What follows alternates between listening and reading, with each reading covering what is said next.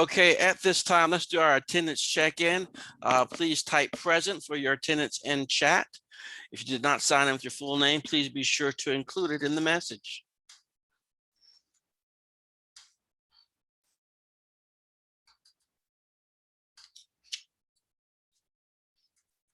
I see we were really light on numbers this afternoon. Hopefully some more people will show up.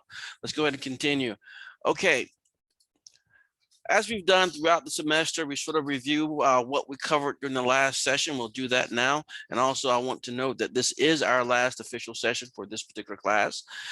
During the last session, I focused on the idea that therapy was our first true chapter that focused on an applied area of psychology. When we went through the other chapters previously, like the one on consciousness and the two-track mind, we were talking about the concept of consciousness, defining what it is and demonstrating how it can be altered by certain states we go through, like sleep, or if you're put under hypnosis, or if we take drugs. But now we're talking about some way that we can use psychology in an applied nature to help people. And that's what this chapter does on therapy. It's our first really great venture into applied psychology. So understanding that, let's review what we covered during our last session. In our last session, we talked about historical treatments, how people with psychological disorders were treated in the past. Now, we also talked about this in the previous session as well for the chapter on psychological disorders. So we sort of revisited this idea or this concept. And what it basically comes down to is that people were treated horribly when people displayed what would normally be thought of as psychological disorders today. When they did it a long time ago, people would try to cure them by beating them. Okay, so the idea is that you would beat somebody to get the evil spirits out of them, or you would bleed them by putting leeches on them or cutting them to bleed out the evil spirits, or drilling holes in their skull to let the evil spirits out of their brain. So we went through that phase of how we looked at people with psychological disorders. Then some people thought we were being too harsh, and individuals started doing other types of things, saying we can treat these people somewhat differently.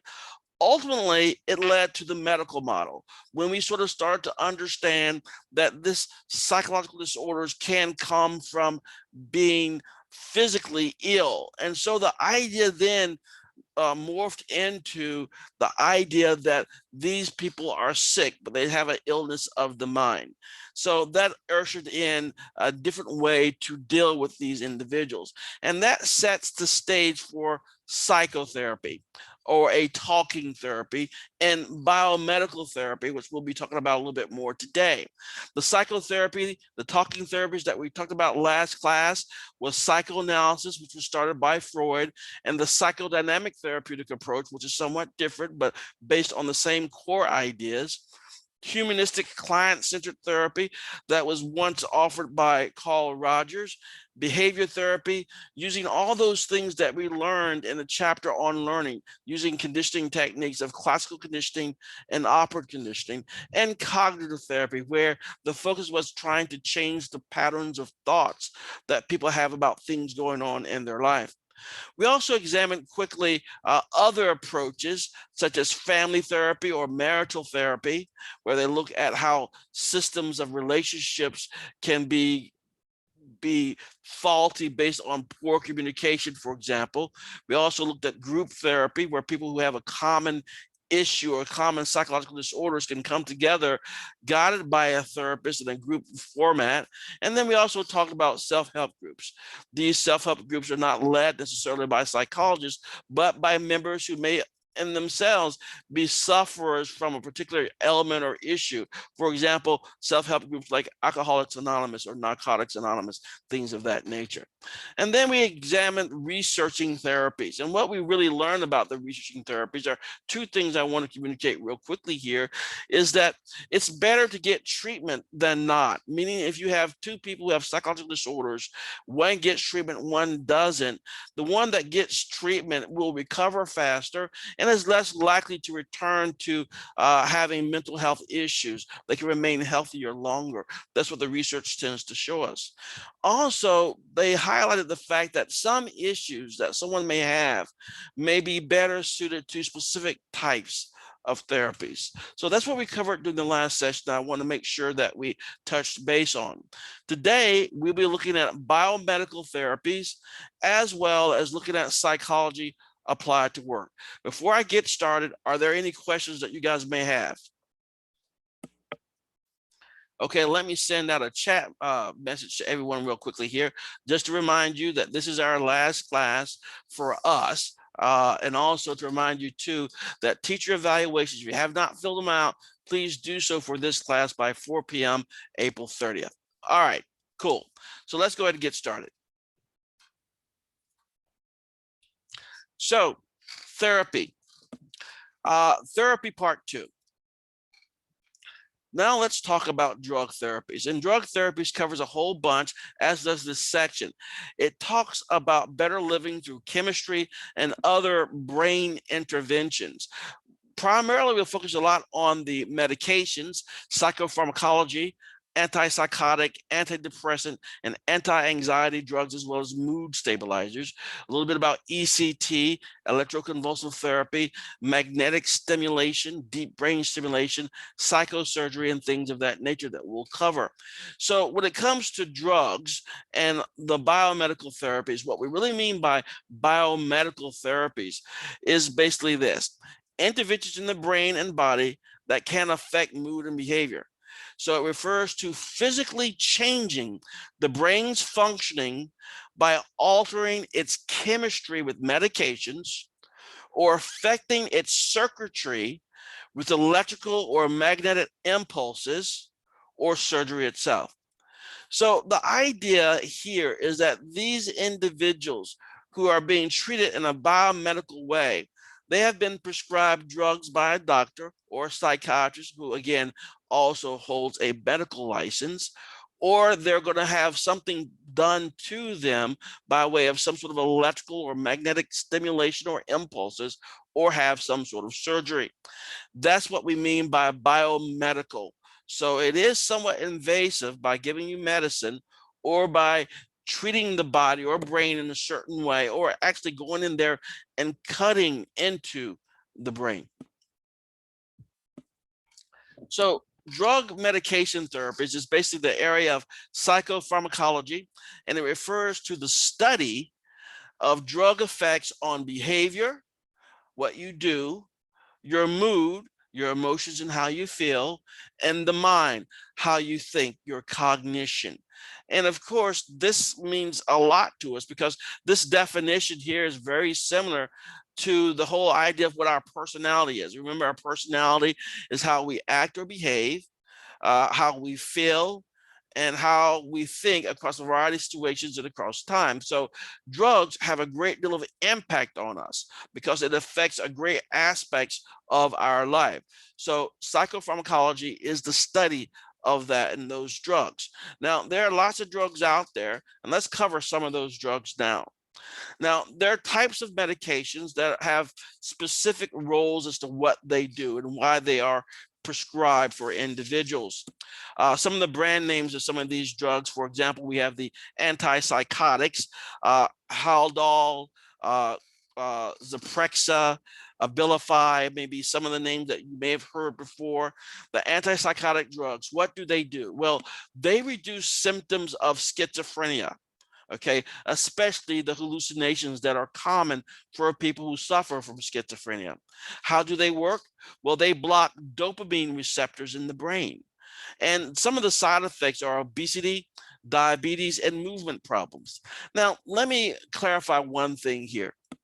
Oftentimes we see people who are living on the street, and they may have some sort of psychotic thing going on as well. They may be talking to themselves and suffering from hallucinations. A long time ago, those individuals might have been institutionalized. And there was a move a few decades ago to try to cut down on all the people that we had institutionalized. And one of the reasons for that is that there was a new groups of drugs out there that could help people. If they took their medicine, some of the symptoms would sort of disappear. And so a lot of those people were let out of those institutions and were allowed to do outpatient. But one of the things when it comes to outpatient behavior is that once you're out of a custodial situation, you're no longer in an institution, you're living in your own, maybe a halfway house or something of that nature, and they rely on you to go to the clinic and get your drugs and take your drugs.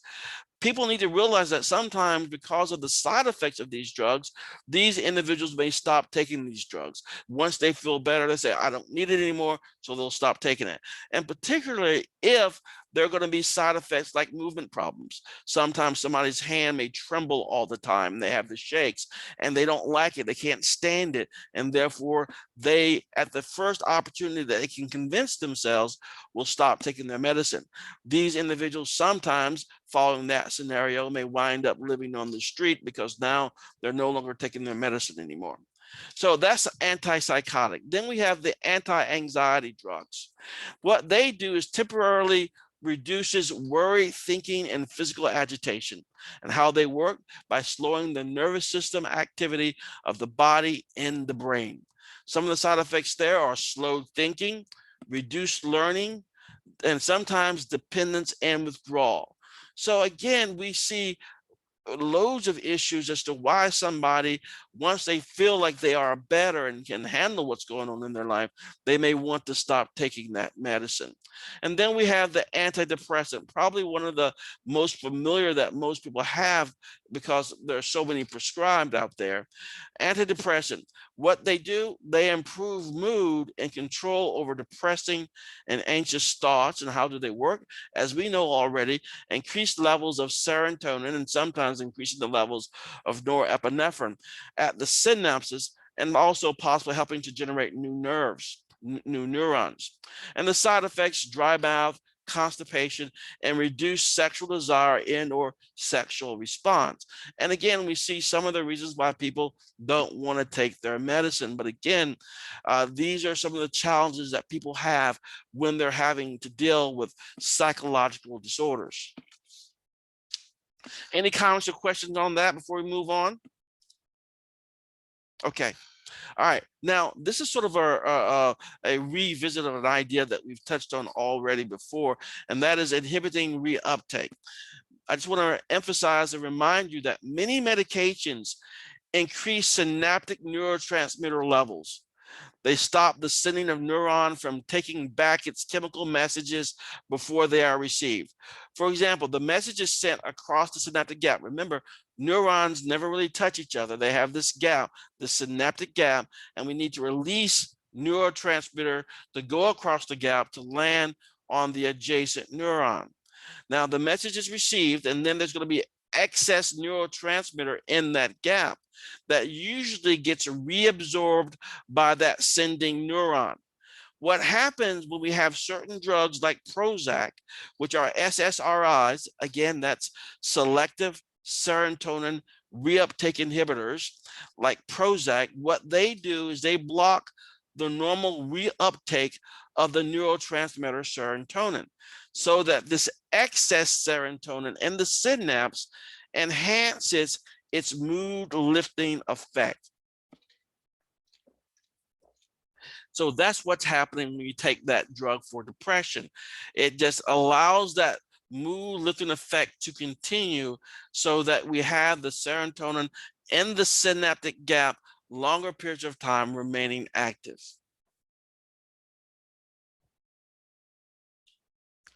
Now let's look at some of the other drugs that we have here, the types of medications that can be employed. We have mood stabilizers and then ADHD stimulants. So let's look at the mood stabilizers. What do they do? Well, mood stabilizers reduce the highs of mania and the lows that we go through from our depressive moments. Remember what used to be called manic depression, which is bipolar disorder. We have this highs of mania where everything's wonderful, everything's working out fine, and then we have the depressive lows. So what these drugs do is they tend to try to stabilize so we don't get too high and we don't get too low. How they work is still under some investigation. But the side effects are various. One of them is blood levels must be monitored for a variety of reasons. And then we have the ADHD stimulants. And this is somewhat weird, but depending on how old you are, sometimes drugs that affect an adult has the opposite effect in an adolescent. So what do the ADHD stimulants do? Well, they help control impulses and reduce distractibility and the need for stimulation, including fidgeting. So they sort of calm things down. So the stimulant, in a weird way, does the exact opposite of what we think. It sort of calms things down. How they work? It increased levels of or effects of the dopamine in synapses, and one of the side effects is decreased appetite. Let's look at the cartoons to the right here. The first one at the top says, if this doesn't help, you don't worry, it's a placebo. And again, remember what a placebo is? That is simply a sugar pill. So he's telling her he's not giving her any real medicine anyway. And then the next one here, first of all, I think you should know that the last quarter sales figures are interfering with my mood stabilizing drugs.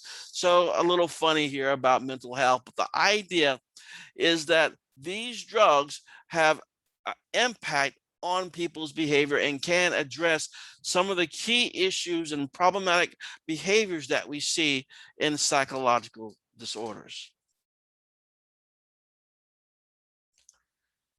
Now we have ECT, electroconvulsive therapy. If anybody's ever seen any TV shows or movies with electric shock, you know that usually it seems to be a very aggressive way to try to help people. Back in the day when you watch movies and TV shows where someone's going to get electric shock or an older version of ECT, they usually put some sort of thing in their mouth so they don't bite their tongue or do some damage there, and they put these electrodes to their head and they shock the person sort of jerks like they're getting electrocuted, you know. But the idea is that more modern ways of delivering electroconvulsive therapy is much more subtle. So ECT therapy induces a mild seizure that disrupts severe depression for some people. So normally this would be done with people who are suffering from severe depression. All right. And the belief is this might allow neural rewiring and might boost the idea of creating new neurons. So what you see here, just looking at the image, we see that they set up an IV where they put in a sedative and a muscle relaxant. So this reduces the shock and the shaking that we normally see with the old movies and TV when they provide the shock, because now they're in a relaxed state and the muscles are also relaxed as well. So they've been sedated and relaxed, but the shocking still has the same effect on the rewiring, hopefully, of the brain. Okay. Another way they do it is another option is repeated deep brain stimulation using implanted electrodes. So they've gone ahead and implanted the electrodes at certain places in the brain. And like ECT, these techniques may disrupt depressive electrochemical brain patterns, and that's what they're trying to do. So we have the wire coil and pulse magnetic field there, and so by doing this, it seems to disrupt the patterns that may have been established that causes a person to be depressed. And finally, we have the notion of psychosurgery. Now, this is a lobotomy, and a lobotomy destroys the connections between the frontal lobes and the rest of the brain. Now, this decreases depression, but also destroys initiative, judgment, and cognition. So obviously, this would be a thing of last resort. And because basically, you're really just, in a way, ripping away someone's personality. They no longer has the initiative to do anything. They no longer can judge, and they no longer think the same way anymore. So we don't see this as much as we used to years, decades ago. And then we have microsurgery. It might work by disrupting problematic neural networks involved with aggression or obsessive compulsive disorder. So those cover the biomedical ways in which therapy can be employed by directly impacting the chemistry of the brain, or directly changing the brain in some way, or influencing it through electrical shock or through magnetic stimulation. Now, when it comes to therapy overall, we need to understand that there are certain things that we can do that can aid when it comes to a therapeutic lifestyle. We can indirectly affect the biological components of mental health problems by exercise. I know we hear it all the time, and I know I hear it from my doctors as well. Exercise, exercise, exercise. But exercise can boost serotonin levels as well as reduce stress. And stress is a way that we really can deteriorate our health when we go through stress and we don't have successful ways of coping with it. Then we have changing negative thoughts can improve mood and even rewire the brain. Again, we know about self-talk. We all do it to some degree, where we may talk negatively about something that we did or something that we would love to change about ourselves. And that negative self-talk sometimes can be very problematic. And that's why with cognitive therapy, at least, they try to change the way we think and how it is that we self-assess ourselves so we can be maintained in a more positive way.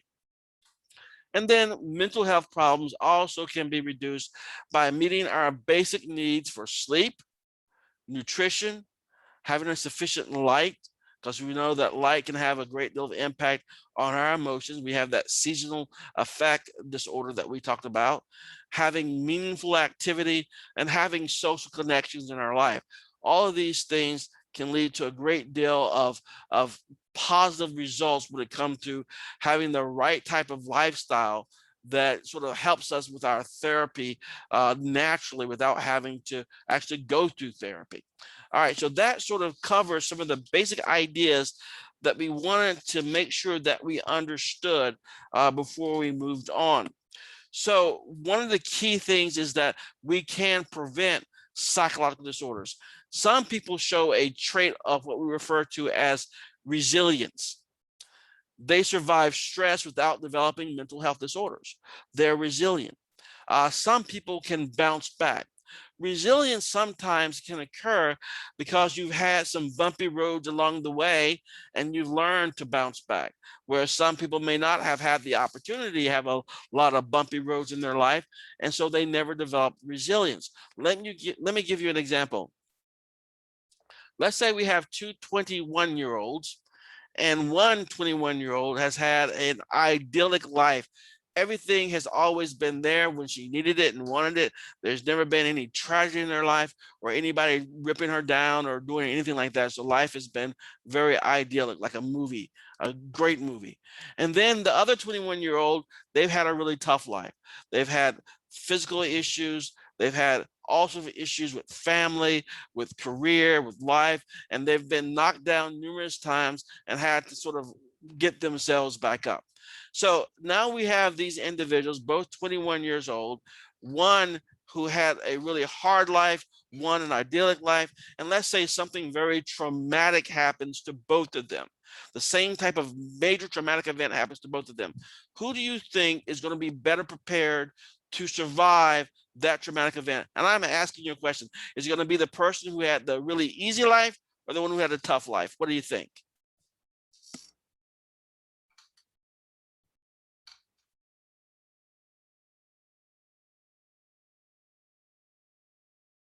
That's not a rhetorical question. What do you think? Tough life or easy life? Who's going to have an easier go dealing with that current trauma?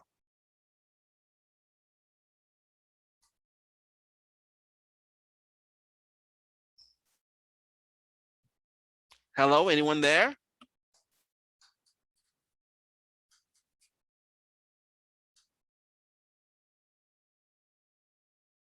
All right, we have some people chatting in, tough life maybe. Well, that is the basic premise there, is that the person with the tough life, they have already weathered storms before, and they know that they can bounce back. Whereas the person who's never had any challenge whatsoever, they may not have developed that tough skin and have that ability to bounce back. So the idea is that resilience is a very powerful thing.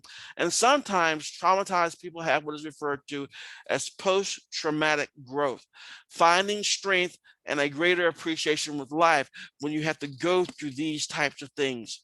And then we see the area of community psychologists and social workers, which we'll mention a little bit later, work to reduce the risk of mental health disorders by building healthier environments with interventions such as support programs for stressed families, community programs to provide healthy activities and hope for children, relationship building communication skills training for the community, and working to reduce poverty and discrimination. Because believe it or not, poverty has some degree of correlation toward psychological disorders as well as discrimination, because both those things, by the way, can cause a great deal of stress in one's life. So there is some relationship there. And so working on reduction of poverty and discrimination can also help to reduce some psychological disorders.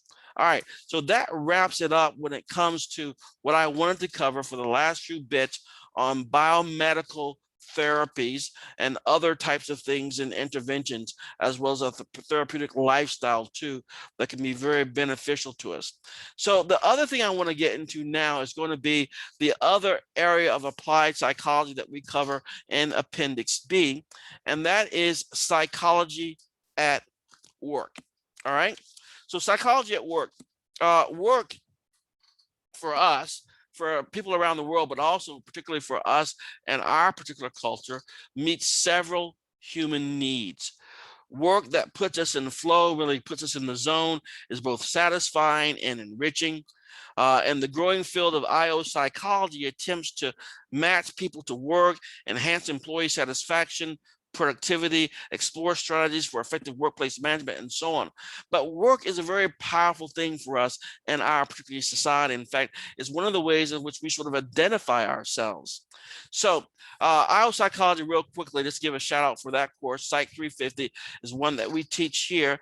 It offers a course to help familiarize you with the field of IO psychology, as well as give you a glimpse at how organizations function, as well as factors often associated with work life.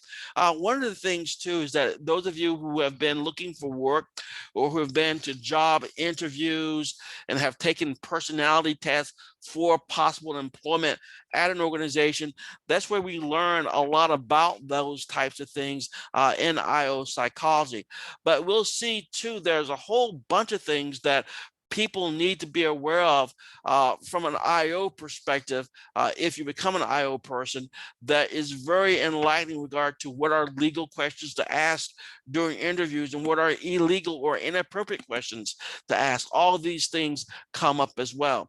But one of the things and why it's so important for us is the importance of work in the United States.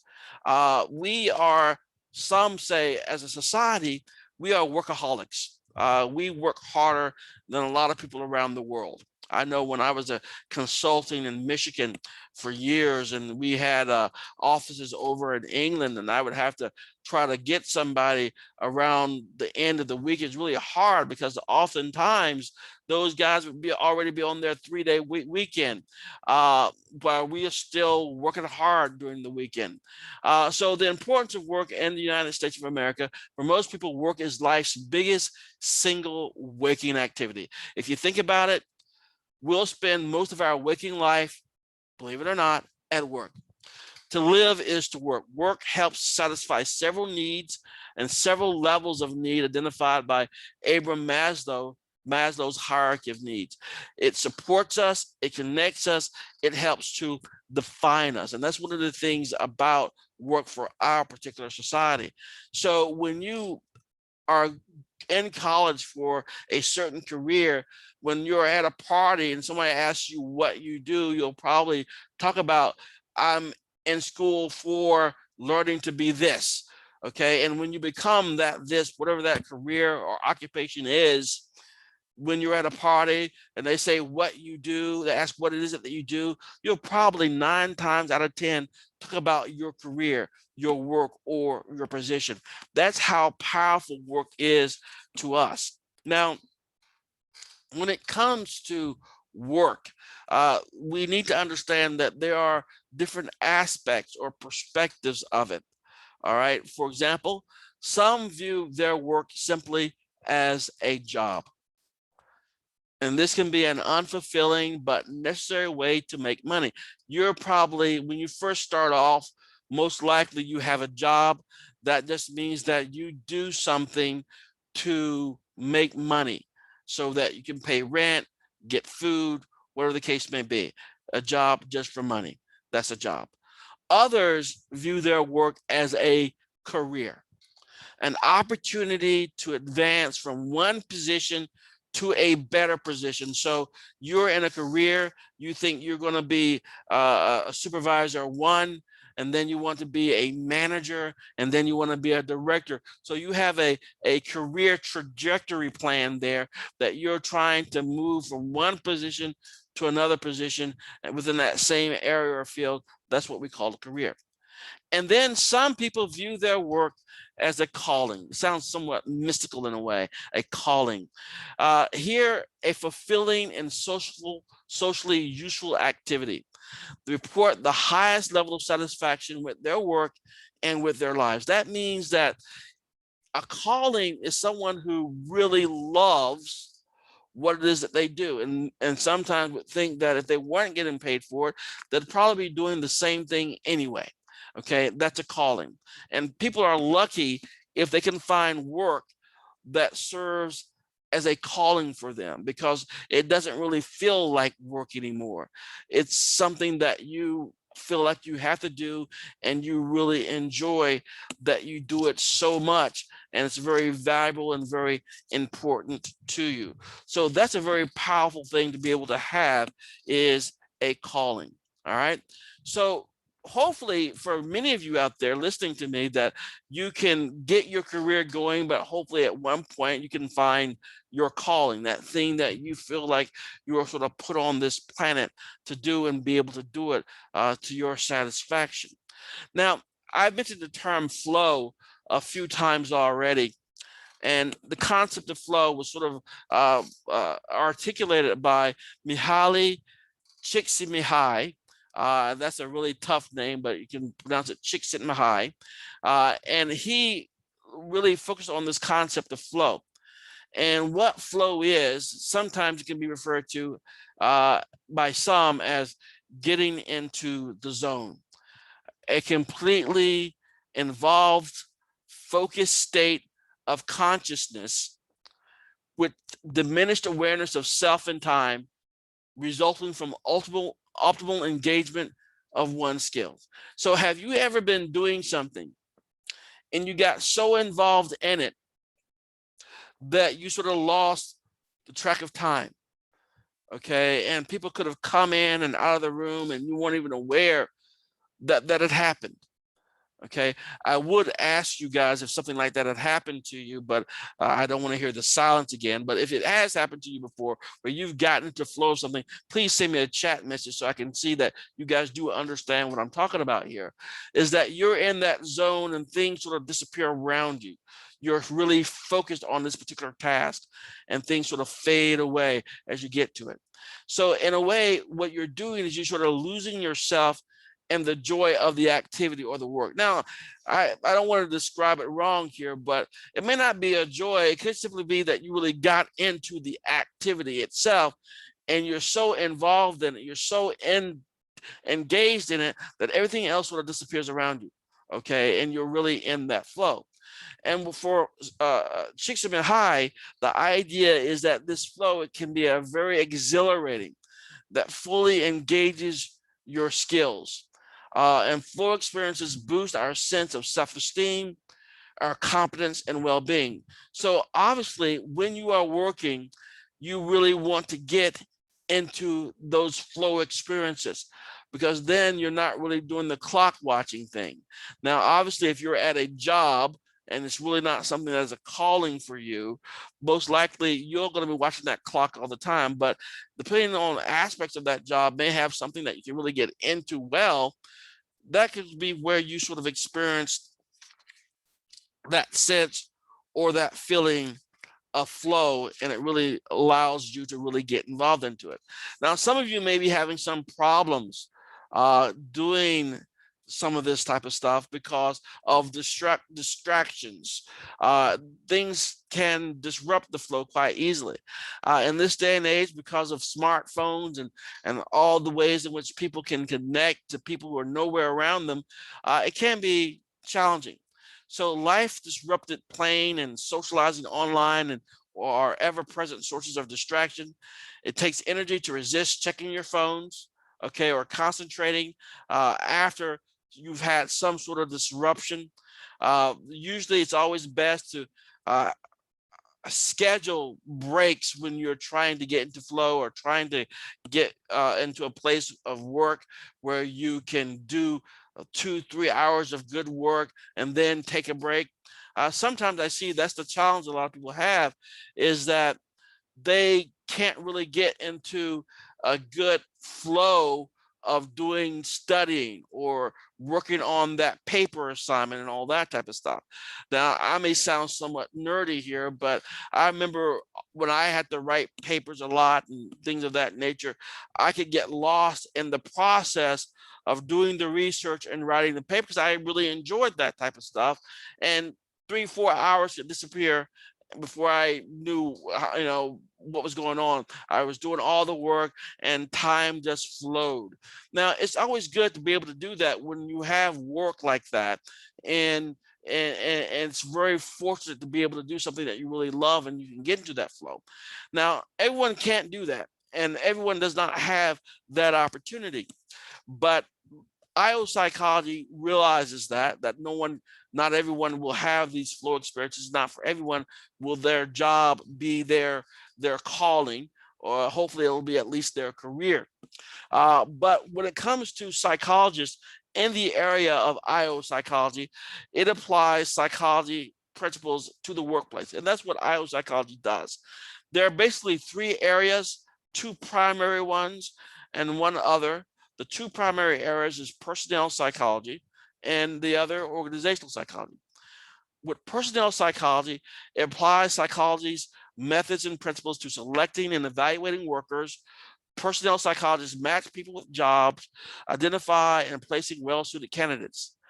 Organizational psychology focuses on the environments of work in the organization, management styles, worker motivation, satisfaction, things of that nature. Now, has anybody ever been on a job interview in the last few months? I know it's kind of tough these days. Or how about the last year or so? Has anybody had a job interview? Anybody had a personality test they've had to complete for work or something of that nature? Okay. Well, let me just give you a basic idea.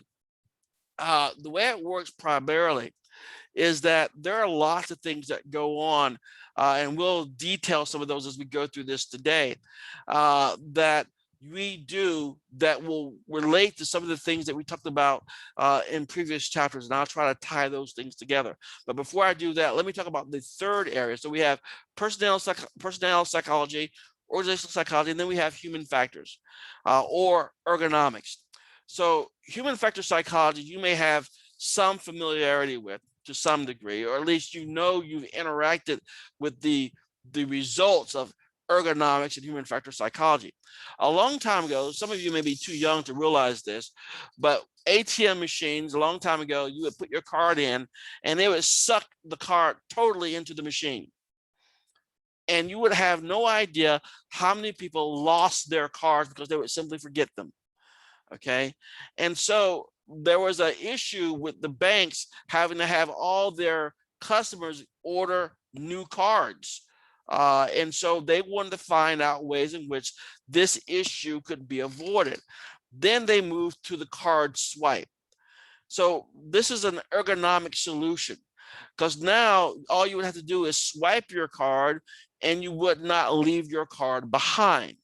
Today, because they have that fancy little chip on the card, it's even changed even more, because now the card has to stay in there a little bit more. So you leave the card in there, but normally now what happens is the card, it'll tell you to take your card before you receive your money or before your transaction finishes. By doing that, it makes sure that you don't leave that card behind. And also, the way the card insert is now, you always see your card. The card is visible to you, so it's less likely for you to leave it behind. But I have lost a card or two, as have people I've known too, when the ATM machines were much older, when the card would just be sucked into the machine, totally disappear. You put your code in there, you get your money, you get all excited because you got money now, and you run away and you leave your card behind. And after a while, it just keeps the card and you'll have to order a new one. So what human factors is, to a large degree, is trying to improve the interaction between human beings and machines, or technology. And so that's one way it does. Now, another way in which you probably all benefit from, let me tell you the story real quickly. Decades ago, there used to only be 2 brake lights. When you pressed on your brake in the vehicle, you'd have the 2 lights on either side of the fender. Okay, so those were the lights were. The third light came about because of some ergonomics, human factors, psychology research. And what they did is they did a research study in New York City, and they used taxi cab drivers. And what they did is they installed a third brake light high up on the back window of those taxi cabs to see if it would cut down on the number of rear end collisions, because now people could see the brake lights more clearly. And the research proved that yes, that did help out tremendously. And so then it became the rule that all car manufacturers now have that third brake light, in the window or high up, so that we can more easily see it. And also, you guys experience it as well too, because in your fancy newfangled cars, when you change your radio station or your Sirius station, usually the controls are very convenient to you, probably even on the steering wheel or very close to the steering wheel. Because in older cars, you would literally have to bend over a little bit to reach the radio to change the station. So human factors and ergonomics is about making the interaction between humans and machines safer, more efficient, and more effective. Here are some typical activities for IO psychology, depending on several types of areas. We have personnel psychology, maximizing human potential. We could have, where I spent most of my time, because I'm an IO psychologist, was training and developing. So we would develop training programs for employees. We would deliver the training programs. We would evaluate the training programs and those types of things. Organizational psychology, there are things you can do there, analyzing organizational structures, maximizing worker satisfaction, doing leadership training to improve the leadership within the organization. These are the types of things that can be done. Now, let's look real quickly at personnel psychology to give you a little bit of insight into that area. Now, you are trying to get a job, all right? And you see an advertisement in the paper or careerbuilder.com or something, and you say, yeah, I can do this job. And you send in your application, and then they say, okay, we want to call you in for a job interview, and we tell you, you show up at such and such time, we interview you, we also give you a few tests to take. Now, they're not doing all that type of stuff for busy work. All those things that they do are there to help them assess your capability to do the job they have open at a particular position. So with personnel psychology, they want to be able to identify your strengths as a employee or potential employee, be able to say, yeah, you have strengths that we can match to a certain work that we need to have. And then when you get into that work, that we can make sure that you're being managed properly and all those types of things. So when it comes to personnel psychology, IO people, what they do for these organizations is the following. They help to identify needed job skills, decide upon what selection methods should be used. They help to design, the recruit, and evaluate the applicants. They introduce and train new employees and appraise their performance. So if you've ever gone to get a job and you got a job and you go to new employee orientation, that's where they teach you about the organization and they give you the first group of training and all this type of stuff. Now, this is stuff that the IO psychologists do, but they don't do it just simply for the organization. They do it too for other reasons. And some of these reasons are legal reasons. Believe it or not, as an IO psychologist, you have to be aware of certain legal things as well, because it can be illegal to do certain types of things and can get the organization in quite a bit of trouble or even sued if they don't watch their P's and Q's, so to speak.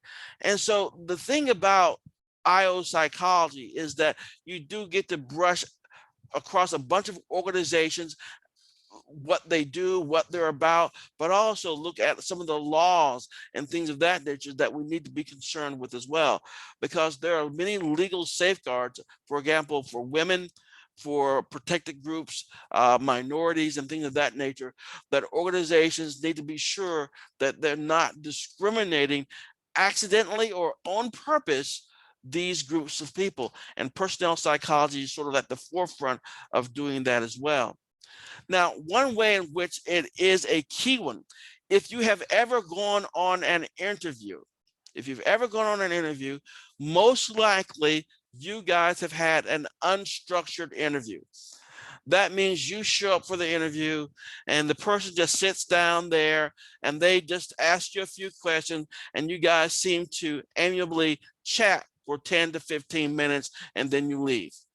Now, if you've gone on an interview, was your interview like that, an unstructured one, or was it more structured? Now, in a structured interview, the person most likely has a document in front of them, a stapled document, maybe with 4 or 5 pages, and they're asking specific questions and taking notes. Okay. Now, most people will probably still say an unstructured interview. And that is what we see because most people are untrained and don't realize the particular dangers of that. For example, you could have inappropriate or illegal questions asked. For example, if you're on an interview and you're a female, for example, and they ask if you're married, that's an inappropriate question because your status as being married or not has nothing to do with your ability to do the job. They shouldn't even ask if you have children. That should have nothing to do with your ability to do the job. Those questions could be some landmines if you're asking the wrong person and that person does not get that particular job. They could ask, why did I not get that job? If they didn't get that job because they had children who are school age, that could be a problem. That could be discriminatory. All right. So a structured interview is much better because it is based on questions which are job relevant. And job relevant questions are going to be questions that are based on one's ability to do the job and the job only. That's it. And then there's this technique that we used to employ quite a bit when we did our structured interviews called the STAR technique. And it's always good to think about this way. When you're on a job interview, everything that you've done in the past, either with previous jobs or with schoolwork, think of it as a star. Because we will ask you, for example, tell us about a time when this happened or that happened. And you need to think of it as a situation or task. There was a situation or task that popped up. Let's say somebody did not show up to work and you were the supervisor of the day. Situation or task. So they didn't show up. What did you do? What was the action that you took?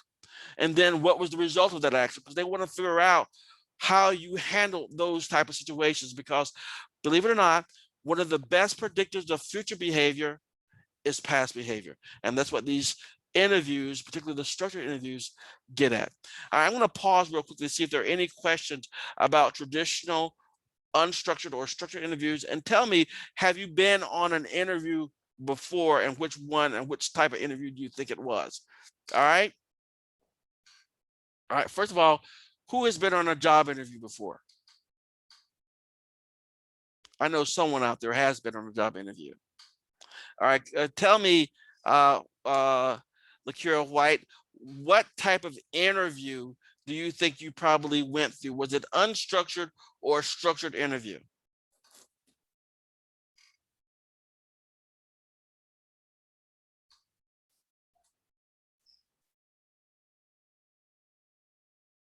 Unstructured. Okay, so the idea is 9 times out of 10, I think with most of you, it'll probably be an unstructured interview. Now, interviews fall into many categories. I'll tell you, the most difficult interviews I've been on have been sort of round robin interviews where I start the morning in one place and I get interviewed. Then I go to another person. The most people I've had interviews with were about 5 people, and I would see them back to back to back. They usually would last all day. They would have about 10 or so pages of questions, I guess. Each one would ask me a set of questions which were totally different, but they will all ask questions that overlap. So they would all get the same question to see how honest I was or how consistent I was on my responses to those questions. Normally, when it comes to these more involved interviews where you're going to be seeing several people or you're going to be interviewed by a panel of people, these are jobs that are going to be thought of as being more white collar or more important types of jobs to a degree, because they want to make sure that a lot of people see you and get an idea whether or not they think you are the type of person that needs to be on their team, employed with their particular organization. So the idea is that this is very important. The structured, unstructured interviews. We always communicate the structured interview is always best. There's no time whatsoever that an unstructured interview is going to be superior to a structured one, but yet and still will 9 times out of 10 see unstructured interviews. Now, the factors aiding in selecting and hiring. This just shows us all the things that go into selecting a person for a job. Like when Lakira White went on that interview, she had many points that were being looked at whether or not she would be selected. So you have, maybe they gave her a personality test or some other ability test. Maybe they also looked at her references that she had. Maybe they also looked at the application, maybe that she filled out as part of the process. Now, the idea is before they even look at all that type of stuff, there's this thing that we won't go into here called the job analysis, which is a very detailed type of process where a job gets analyzed, and from that job analysis, then they develop a job description, which is what they're going to use for recruitment. And so when you go to careerbuilder.com, you're going to see a job description there, and that's based on a job analysis, so that is a legitimate job description for this position that's open. And so all these things are going to be taken into place and looked at and examined, and then the person is going to be selected based on all these factors, and where IO psychology is going to have a great deal of role in making sure that these things are there and are followed legally, because we have to make sure that whatever we do at whatever stage, we have research backing up that we are doing things that are not going to discriminate against African Americans or Latino individuals or Hispanic individuals or those types of things. So these are things that are going to be very important to the process. Now, part of the process, as we can see here, is that eventually you were hired by someone, they place you into a position, and usually there's going to be a time frame of like 90 days or so where you'll be on a probationary period, and then they'll appraise your performance later, and that will determine whether or not you keep the job or if they let you go. Now, the appraising performance is a major area in IO psychology. Performance appraisal serves organizational purposes. It helps to decide who we're going to keep, how to appropriately reward and pay people, how to better harness employee strengths, and sometimes to shift people from jobs or to promote them. And performance appraisal also serves the individual for giving them feedback when they're doing things well and giving them feedback when they're doing things not so well and they need improvement. And that's what tests are for in classes. You know, you take a test, the first test tells you if you're doing things the right way, or if you didn't do so well, what areas you may need to improve in. That's the basic premise behind most of these things here as well. Now, there are many performance appraisal methods. We won't go into a bunch of them, but there are things that we use. Checklists, for example, a supervisor simply checks specific behaviors that describe the worker. For example, they always attends to customer needs. They take long break. That would be one in your negative column. But if you're a waiter or a waitress, do you always ask for them? Do they want appetizers, or do they want the dessert, or you are pushing the right meal that they want you to push at the restaurant that day? But there are a variety of ways in which we can appraise performance, but appraisal of performance is the key thing, because we want to know ultimately, do we need to let somebody go? Do we need to promote them, give them a raise, or something of that nature? Now, obviously, not a lot of you are employed or been on interviews, but if you have been employed, you may know that from time to time you have to meet with your boss for the annual performance review, and they'll take out either a graphic rating scale or a behavior rating scale or checklist like that, and go over how they have rated you in some key areas. And that will demonstrate the areas in need of improvement, or areas where you may need to get some additional training, or areas where you've done so well, they think they want to give you a raise or promote you or something of that nature. Now, there's this new way that people do this now when it comes to performance appraisal. Let's say we want to appraise somebody who works at a restaurant. And let's say it's someone who is a supervisor, so they have subordinates. What they do, they'll ask you to rate yourself, okay? And then your supervisor will rate you. Someone at your level will rate you, and customers will rate you, and then your subordinates will rate you. And they call that a 360, because what you're doing there is getting every possible level of looking at how you are performing. And this way we get a really good idea as to what type of leader you may be, what type of colleague you may be, what the customers think about you. And it's a very effective way of being able to appraise someone's performance. But again, we do make errors. There are plenty of errors in performance that are made. One of them is called the halo error. Have you ever met somebody and first time you met them, and for whatever reason you think they're wonderful people?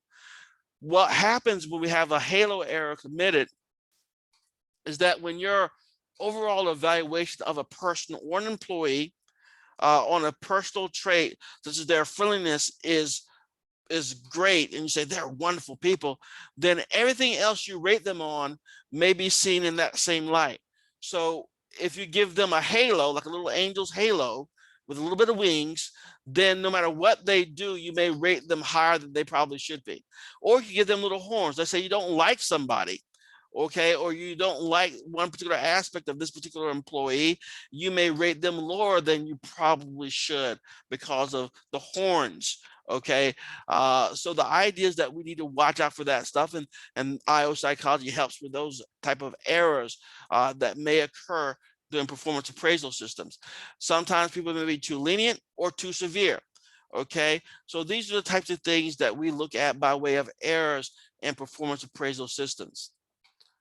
And then in organizational psychology, as we start to wrap things up a little bit here, they study the structure of an organization and ways in which people interact, the goal to improve the organization, the quality of work life, employee motivation, and engagement. When you're working in an organization, and some of you may not be there yet in your life so far, but when you're working in an organization, there are so many factors that will influence whether or not you like your time there. First and foremost, whether or not you have a job or a career or a calling. Okay, at best we can hope that you have a career, that you're planning on staying with that organization for some time and learning and getting promoted within that organization. But there are many things that we want to be of interest in to make sure that you are being the best employee and getting the most out of being an employee for an organization that you possibly can be. One of them is to be satisfied. And let's look at real quickly this short survey here. Overall satisfaction on a 5-point scale, where 5 is extremely satisfied or 1 is extremely dissatisfied. How satisfied are you with name of company, insert there, as a place to work? On a scale of 1 to 5, from strongly disagree to strongly agree, please indicate your agreement with the following items. Let's just look at a couple of them real quickly. So this would be a survey that would be administered to the employees, looking at their level of job satisfaction. 1 would be, I know what is expected from me at work. Do you strongly disagree or strongly agree with that? 2, I have the materials and equipment I need to do my work right. Or 3, at work, I have the opportunity to do what I do best every day. So by getting the results of these surveys from the employees, we can get a really good idea of the level of satisfaction that employees are having. If it's too low, if the level of low job satisfaction is there, what that possibly will mean is the following: that we'll probably have a lot more absenteeism, people not showing up for work. We'll have a lot more turnover, people quitting their jobs. We'll have a lot more potentially 5-finger discounts. Okay, so when we get low job satisfaction numbers, we tend to say, now what are we going to do? And so that may be this assignment for a particular person who's in a role of an IO psychologist or in-house IO psychologist there, or HR professional, to see what they can do to try to get the job satisfaction level up. Because one of the things that you need to understand here, when someone quits a job, it costs the organization a great deal of money, because that means they have a position that's now empty, and someone's not filling that position. Customers or clients are not going to be happy. People will have to do more work just to cover that absent person. So they want to avoid that type of thing. That's why job satisfaction is something that's very important, that they really look at quite a bit. And then managing well, or leadership. What are some of the effective leadership techniques? Now, let me just ask you this. Those of you who have been employed before, think about the last time you were employed, for example, and your last boss. Were they a good leader or not? Were they a good supervisor or not? And oftentimes we'll hear some people say, I had some really bad leadership. And depending on sometimes the type of job, we can see that more often than not, because sometimes there's a lot of a changeover with positions. Especially, I used to work in the fast food a long time ago, and we saw a lot of changeover, a lot of turnover and all that type of stuff. And sometimes the bosses were not as nice as they could be. But what we understand now, as we do research in leadership, there are several leadership styles out there. Task-oriented leadership is one of them, where you're very goal-oriented, you set standards, you organize the work. And then there's social leadership style too, where the idea here is about getting teamwork, mediating conflict, offering support. And there are techniques that can be employed that will optimize, depending on your leadership style, your leadership capability for the people that are reporting to you. And psychology has a great deal of assistance in letting people and helping people to achieve that particular end. And as we wrap things up here, some of you may remember this from 2009. It's been a few years ago. But human factor and safe landings, advanced cockpit design, and rehearsed emergency procedures aided Chelsea Sullenberger in landing his plane safely in January 2009. Basically, what we do see is this. Oftentimes, we see people get trained over and over again, and they practice emergency procedures over and over again. And you say, why do we want to do this? Why do we want to do that? It's because we don't want to worry people, but sometimes things happen. We don't keep training because it's going to likely happen. We're going to keep training in certain types of things because it might happen. And so when the plane started to have some difficulties and he realized that he was going to crash, he did what he could do based on his training based on the proper designs and human factors design of the cockpit of the airplane, that he was able to successfully land the plane in the Hudson River, where all 155 passengers and crew were safe. And that's what we want to see. Now, when it comes to IO psychology in general, we don't always see this fancy end result, but the great result is when we have employees that are happy, satisfied, and they're able to make a good living and be able to do what they do best, and the organization supports them, and the organization is profitable. Now, human factor psychology, again, also known as ergonomics, is a very lucrative area of human factors to get into and psychology to get into. Very hardcore science to a large degree as well. Now, as we wrap things up, there are a couple of other applied areas real quickly that I want to cover. We talked about community psychologists already. Forensic psychologists, if you're not aware of it, there is a module that is listed on your Canvas site that you can watch the video there, as well as do an extra credit forensic psychology quiz there that you can get some extra credit points as well. There are psychologists that work in school settings involved in the assessment of intervention for children in educational settings. Sports psychologists study the psychological factors that influence and are influenced by participation in sports and other physical activities. We have rehabilitation psychologists, are researchers and practitioners who work with people who have lost optimal functioning after an accident, an illness, or other event. And then we have health psychologists, are researchers and practitioners concerned with psychology's contribution to promoting health and preventing disease. That is a wrap, people. That's it for this particular course. I appreciate you guys being here. I want to remind you again that there are teacher evaluations that you should be completing for your classes, including this one. I think they'll be up, if you haven't done them yet, until tomorrow at 4 p.m. Are there any questions or comments now?